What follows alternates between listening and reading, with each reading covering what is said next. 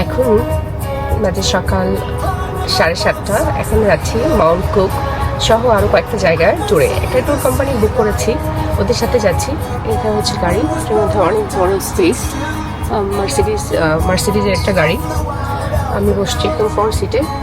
আর এখন শুরু হবে যাত্রা। মাউন্ট কুকে পৌঁছাতে আমাদের 5 ঘন্টা লেগেছে। এর মাঝখানে যাত্রা বিরতি ছিল। আমরা 9টার দিকে ব্রেকফাস্ট করেছি, তখন বাথরুম ব্রেক যেটা ছিল সেটা। তারপরে আমরা আরও কয়েকটা স্পটে সুন্দর জায়গা দেখলে আমাদের ট্যুর গাইড গাড়িটা থামিয়ে আমাদেরকে ছবি তোলার জন্য সুযোগ করে দিয়েছিল।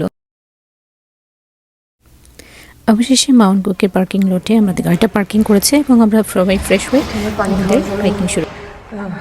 ব্যবস্থা আছে, রিফিল করা যায়। এখানে খাবার খাওয়ার জন্য ব্যবস্থা আছে, কেউ খাবার নিয়ে আসলে এখানে খেতে পারে। অবশেষে ফ্রেশ হয়ে আমরা হাইকটা শুরু করেছি। যেহেতু আমরা একটা গ্রুপের সাথে আছি, আমরা সবাই চেষ্টা করেছি সবসময় একসাথে থাকার।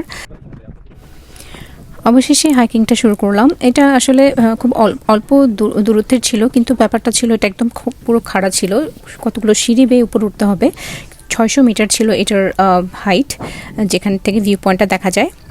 বেশ সময় লেগেছিল, অনেক ভিড় ছিল তখন, আর বৃষ্টি শুরু হচ্ছিল, যার কারণে সুন্দর করে ভিডিও করা যাচ্ছিল না।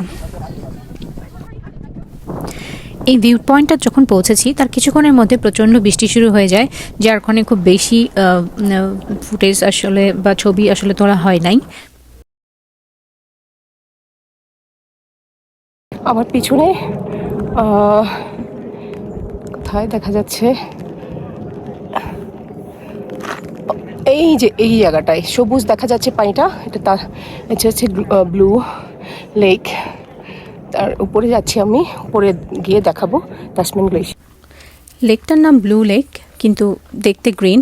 এটার কারণ হচ্ছে এখন সময়ের পরিক্রমায় সব অ্যালজি জমেছে। আমার পিছনে যে দেখা যাচ্ছে এটা হচ্ছে তাসমান গ্লেশিয়ার। দূর থেকে সাদা দেখা যাচ্ছে, কিন্তু নিচে খুব কাছ থেকে দেখলে আকাশই দেখা যায়। এই গ্লেশিয়ারগুলো মিলিয়ন বছর ধরে ফর্মেশন হয়েছে। আর এখন সায়েন্টিস্টরা ধারণা করছে আগামী 50 বছর পরে গ্লেশিয়ারটা আর পৃথিবীতে থাকবে না, গ্লোবাল ওয়ার্মিংয়ের জন্য।